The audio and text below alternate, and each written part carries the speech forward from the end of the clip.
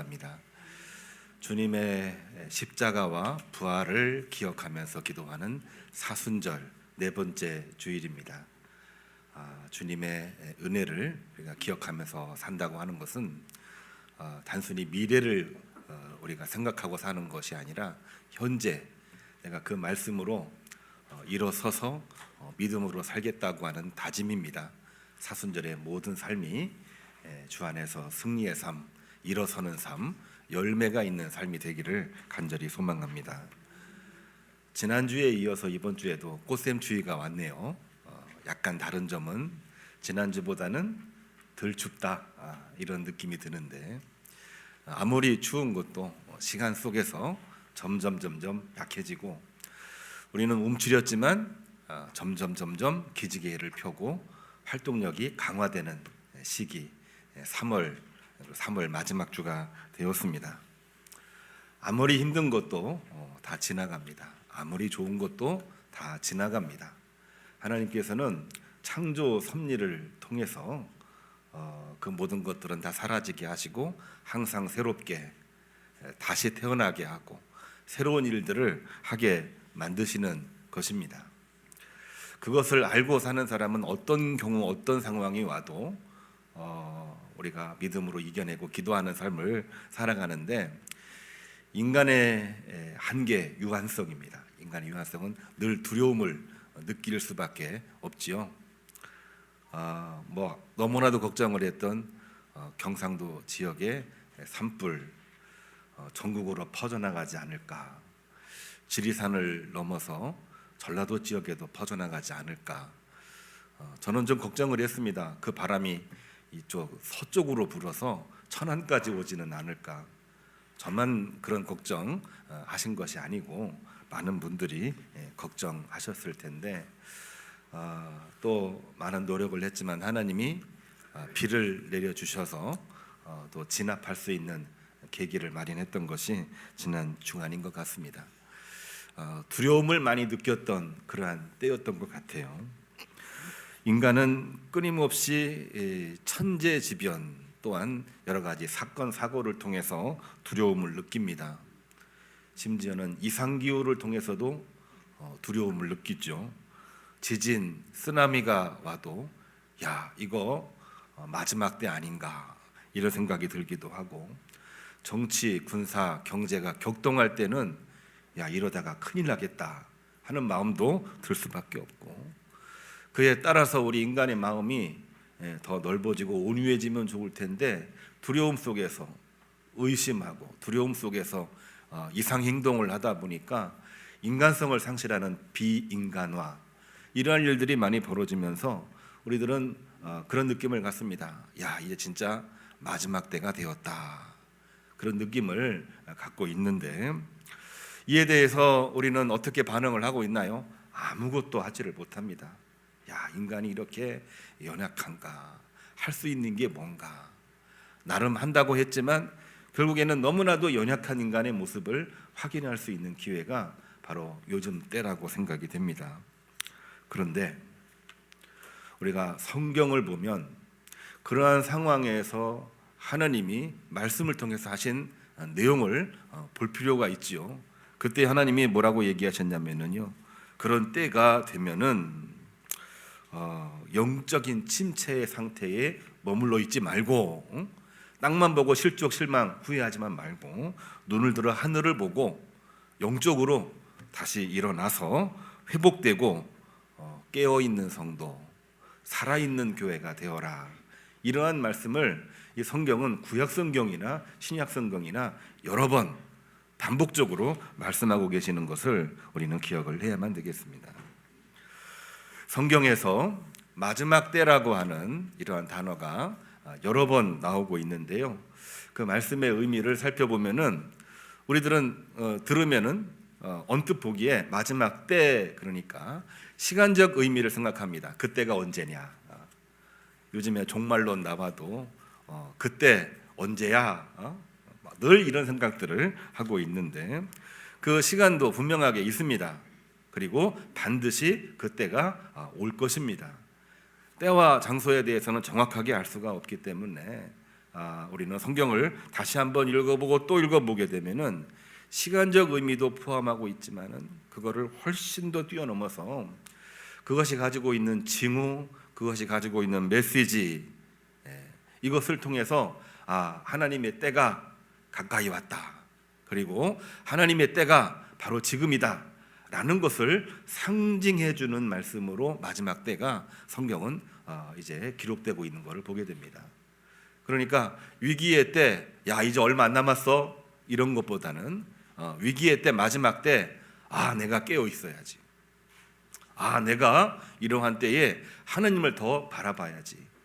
그러한 말씀이 들어있는 것입니다. 그렇기 때문에 이러한 모든 말씀들은 특별히 마지막 때에란 단어를 생각하게 되면은 우리 믿는 사람들, 크리스찬에게는 어떤 의미를 주고 있느냐?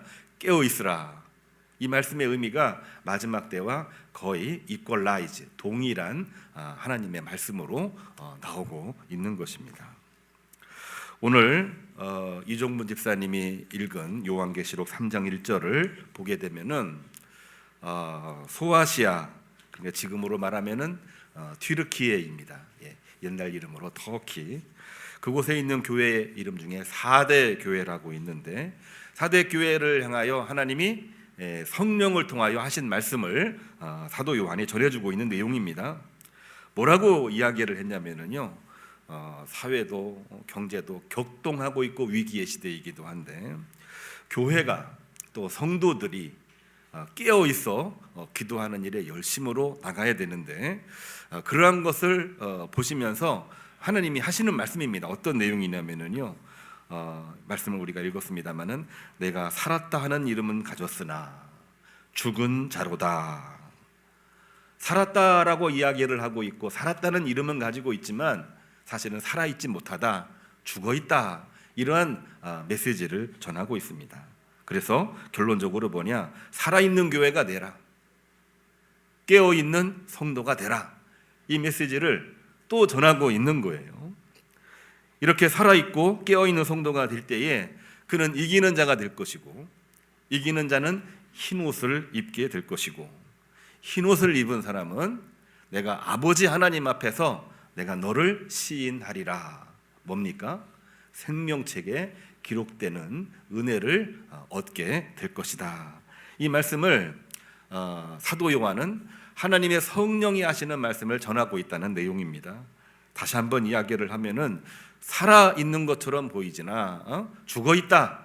그러므로 죽지 말고 다시 일어나 깨어 있어.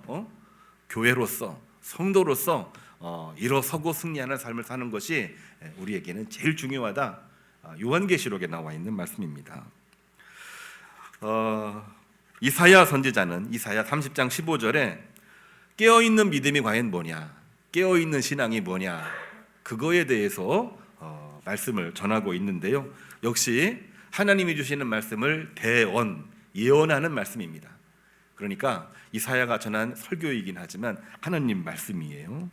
믿음의 근본적인 힘, 우리 신앙의 힘, 그 원동력은 어디에서 오느냐? 나름 인간의 노력도 중요합니다. 찾아내고 막 기도하는 것 참 중요해요. 그런데 정말 힘을 얻기 원한다고 한다면, 정말 영향력을 발휘하기를 원한다고 한다면, 정말 문제를 해결하기를 원한다면 그런 사람은 노력 이전에 먼저 돌이키라. 다른 말로 하면은 회개하라.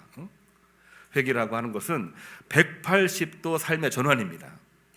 삶을 돌이켜 회개하고 하나님을 신뢰하며 따르는 것이 믿음의 힘을 얻는 것이고 신앙의 힘을 얻는 것이고 위기 속에서 위기를 극복하는 첫 번째 해야 되는 일이다. 이러한 메시지를 전해주고 있는 것입니다.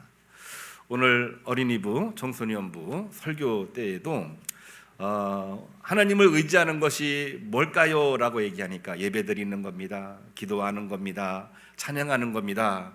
예, 맞아요, 다 같이 박수, 이런 얘기를 하고, 그러면 온전한 예배, 온전한 기도, 온전한 찬양이 이루어지기 위해서는 뭐가 필요한지 혹시 아세요? 조금 어려운 질문이긴 하지만 내가 원하는 답을 말해줄 수 있는 사람, 내가 오늘 선물 드릴게요, 막 이야기를 했는데 뭐 여러 가지 이야기 나왔습니다. 예배 드리는 거, 또한 열심히 실천하는 거 많은 이야기를 했는데 결국은 제가 원하는 답은 이야기하지를 못했어요. 그럴 때에 설교자의 역할이 있는 겁니다. 설교자가 제가 뭐라고 얘기를 했냐면은 맞습니다. 틀린 얘기는 하나도 없어요. 그렇지만 목사님이 오늘 강조하려고 하는 거 한 가지가 있는데 그거는 다름이 아니라 회개하고 돌이키는 것이 없이는 예배가 온전해질 수 없고 기도도 찬양도 온전해질 수가 없습니다. 하나님을 의지하고 싶다고 했는데 회개하지 않으면 하나님을 의지할 수가 없고 회개하지 아니하면은 하나님께서 함께하지 아니하십니다. 다시 말해서 우리 자신을 다 내려놓아야 하나님이 함께하시고 하나님이 함께하실 때 힘을 얻고 하나님이 함께하실 때 지혜와 힘을 얻어서 위기시대, 혼란의 시대, 마지막 시대에 깨어 있을 수 있는 힘을 얻게 된다라고 하는 것입니다. 주님, 왜 나에게는 힘이 없을까요? 왜 나에게는 이렇게 나약한 모습만 가지고 있을까요? 제가 할 수 있는 게 너무나도 없습니다. 저도 그 얘기 들으면 공감이 돼요. 인간의 무력감을 느끼니까요. 그런데 저는 말씀을 보면서 깨달음을 얻은 것 중에 하나가 바로 뭐냐? 바로 그러한 때 뭐를 하려고 하는 것도 물론 중요하지만 더 중요한 게 뭐냐? 하나님 앞에서 내 자신을 내려놓고 돌이키는 겁니다. 회개하는 겁니다. 회개할 때 하나님이 함께 하시고 회개할 때 하나님이 지혜를 주시는 것입니다. 이사야 선지자는 그 위기 시대 남유다 말기예요. 나라가 망하기 불과 몇 년 전의 이야기입니다. 그러한 시대에 어떤 이야기를 했느냐? 우리가 할 게 없네요. 해봐도 소용이 없네요. 야, 이거 큰일 났다, 큰일 났다. 그럴 때 하나님이 주시는 말씀 뭐라고 얘기했느냐? 돌이켜, 회개하여 돌아오라. 이 메시지가 우리가 살아날 수 있는 길입니다. 우리가 일어설 수 있는 길입니다. 이렇게 말하고 있는 것입니다. 예수님은 과연 뭐라고 말씀을 하셨을까요? 마지막 때, 바로 그때 아무것도 할 수가 없다고 생각하는 바로 그때에 예수님은 뭐라고 말씀하셨을까요? 예수님은 하나님이시잖아요. 더 분명하고 더 단호하게 예수님은 말씀하고 계십니다. 마태복음 23장 13절을 보면은 세상적인 인간의 방법이나 외적인 위선적인 신앙에서 벗어나 겉으로만 신앙생활하는 일에서 벗어나 바리새인 사두개인들을 향한 말씀이기도 합니다.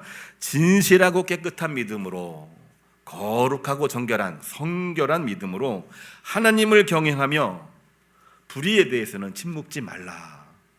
분명하게 말씀을 주시고 있는 겁니다.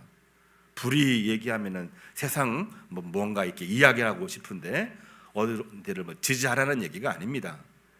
지지하지 말고 중요한 것은 그곳이 어느 곳이든 잘못됐으면 그것은 잘못입니다라고 이야기할 수 있는, 그것은 하나님의 뜻이 아닙니다라고 어느 쪽이든 이야기할 수 있는 그러한 마음을 가지고 주 안에서 거듭나라, 이 메시지를 분명하게 전하고 있는 것입니다. 시편 기자는 뭐라고 얘기했을까요? 찬양을 하며 기도하는 예배하는 시편 기자는 시편 107편 22절에 대부분의 사람들이 이 땅을 살아가면서 소망을 품기보다는 불평 원망에 빠지기가 쉽다고 이야기를 합니다. 왜? 하나님을 바라봐야 되는데 늘 땅을 바라보고 있거든요. 하나님 바라봤다가 은혜를 입었는데 은혜를 입은 다음에는 계속 하나님 바라보는 게 아니고 땅을 바라봅니다. 땅에서 뭐가 나올까? 그렇기 때문에 불평 원망에 빠지기 쉽지만 정말 깨어있는 성도는 뭐냐? 하나님의 은혜와 사랑을 기억하고 감사하고 찬양하며 늘 항상 다시 일어나는 것이다. 이게 바로 시편 기자의 고백입니다. 다윗의 고백이기도 한 것이죠. 우리는 교회 위기를 겪습니다. 근데 교회의 위기가 온다는 것은 세상은 더 큰 위기가 왔다는 반증이기도 합니다. 격동하고 있습니다. 분란이 일어나고 있습니다. 소망이 없어 보입니다. 이러한 때 어떻게 해야 되느냐? 여호와께 돌아가자. 다시 말씀으로 돌아오자. 교회에서 교회 밖으로 나가는 것도 중요합니다만 다시 교회로 돌아와 생명을 살리는 일에 우리가 말씀으로 외치고 살아야 됩니다. 이 메시지가 하나님께서 우리에게 원하시는 메시지가 아닐까요? 그래서 오늘 이종문 집사님이 봉독한 요한계시록 3장 16절의 말씀은 4대 교회에 주시는 말씀이거든요. 결론이 뭐냐? 살아있는 교회가 되십시오. 깨어있는 성도가 되십시오. 이게 바로 하나님이 성령을 통하여 4대 교회에 하신 말씀이 되는 것입니다. 미국의 댈러스 신학교의 찰스 스윈돌, 발음에 따라서는 찰스라고 한 단어를 척이라고도 척 스윈돌 이렇게 이야기를 하더라고요. 근데 찰스 스윈돌이라고 하는 목사님이 살아있는 교회는 대체 뭐냐 글을 썼는데, 살아있는 교회 특징 15가지를 이야기를 했습니다. 너무 길어서 제가 5가지만 뽑아가지고 왔는데요. 5개의 특징이 뭐냐면은, 첫 번째 한번 들어보세요. 공감이 되는 말씀이라고 생각이 되는데, 아이들이 시끌벅적하는 교회가 살아있는 교회랍니다. 두 번째는 믿음으로 기도하고 행동하는 교회가 살아있는 교회랍니다. 세 번째로는 사역자가 점점 헌신을 할 때에 교회가 살아있답니다. 불신자와 또한 세상과 끊임없이 소통하려고 하는 교회가 살아있는 교회라고 이야기를 합니다. 나누고 섬김, 돌봄, 살핌이 있는 교회가 살아있는 교회라고 얘기합니다. 이런 설교를 하면은 목사님 그거 다 아는 거 아닙니까? 이런 얘기를 할 수밖에 없는데, 저는 한번 더 읽어보니까, 야, 과연 내가 그렇게 살고 있나?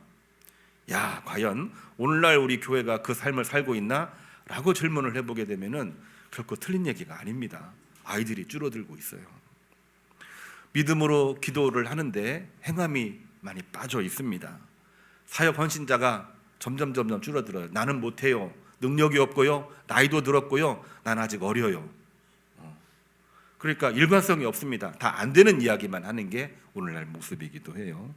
불신자와 소통을 해야 되는 것이 우리의 임무입니다. 근데 저는 그 사람들 싫어요.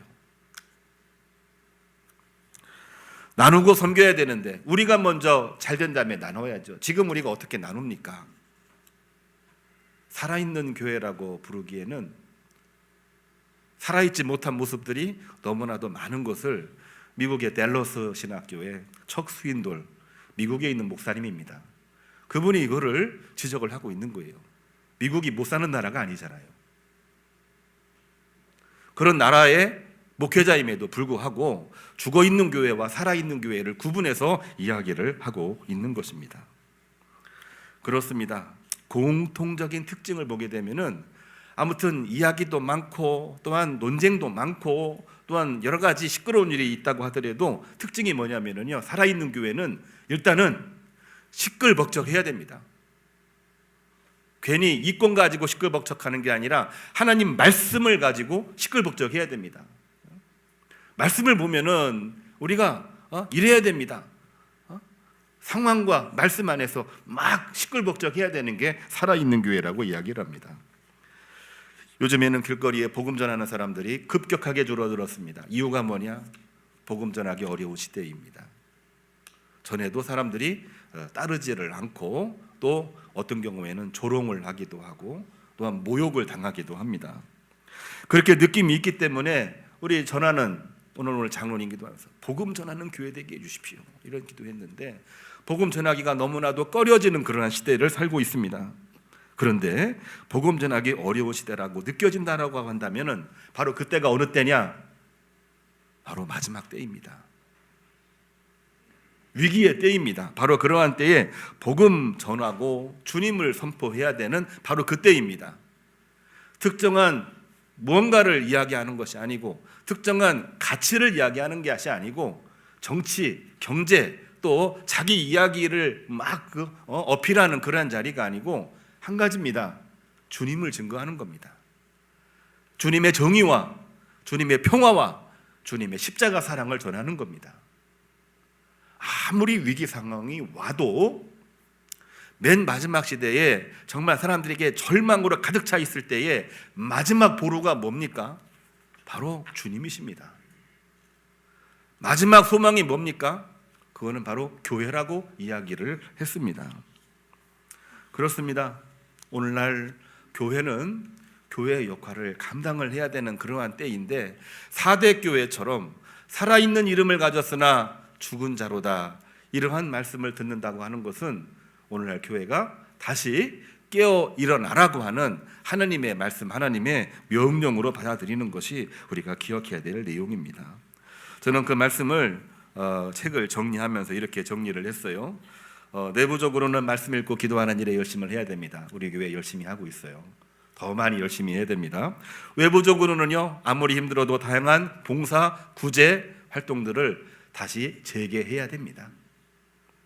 그리고 내 외부, 그 중심에는 뭐가 있느냐? 예배에 참석하고 기도와 교제를 또한 서로의 담을 뛰어넘어서 하나님이 공급하시는 힘으로 나가야 됩니다. 그게 바로 살아있는 교회입니다. 죽어 있으나 살아있는 교회로 변모되기 위해서는 이렇게 나가야 되는 것입니다. 자, 오늘 또 너무 무거운 설교만 하다 보니까 넌센스로 한번 좀 웃어보는 시간 가져보도록 하겠습니다. 최근에 크리스찬이죠, 성도들이 말씀을 읽고, 하나님 말씀을 읽고 갑자기 술을, 알코올을 사랑하게 되었답니다. 자, 다시 한번 얘기합니다. 말씀을 읽고 술을 사랑하게 되었대요. 그 이유가 뭔지 아십니까? 이거는 몇 자라고 얘기하지 않겠습니다. 예전에 한번 했던 내용이기도 한데요. 말씀을 읽고 갑자기 술을 사랑하게 됐어요. 박수 한번 주세요. 술이 원수라서 그렇습니다. 조금 썰렁하긴 했네요. 뭐 술 상관없습니다 이런 얘기하는 분들도 있고, 절대 안 됩니다 이렇게 얘기하는 분들도 있어요. 각자가 가지고 있는 신앙적인 고백에 따라서 나는 그거를 맛있는 그것이 아니라 난 싫어. 그거 어떤 경우에는 적절할 때에는 또 유익한 면도 있어, 이런 분들이 있는데, 성경은 뭐라고 얘기합니까? 술에 취하지 말라.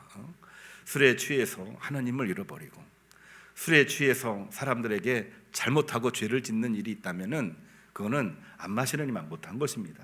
그렇기 때문에 신앙생활을 하면 할수록 점점 거리가 멀어지는 것이 제가 개인적인 경험으로는 맞는 것 같다, 저는 이렇게 고백을 하고 싶습니다. 그런데 말씀을 읽고 술을 사랑하게 된 이유, 우리가 꺼려지고 또 그런 사람 만나기 싫고 또 그것이 나를 위해서는 오히려 도움이 안 된다 생각을 해가지고 멀리 했는데, 갑자기 좋아하게 된 이유는 뭘까? 술이 원수라서. 왜 그렇습니까? 하나님은 원수까지라도 사랑하는 마음을 가지고 품으라 하셨기 때문에 그런 것입니다. 오늘날 교회가 교회 역할을 잘 감당하려면 자체적으로도 뜨겁고 거룩해지고 정결해지는 것이 필요한데, 그 안에만 머물러 있으면 아무것도 못합니다. 교회 담장을 넘어서서 지역 사회에, 그리고 교회를 멀리하고 어떤 경우에는 교회 교인들을 싫어했던 사람들에게도 우리는 부족합니다, 실수가 많습니다, 잘못한 거 많습니다.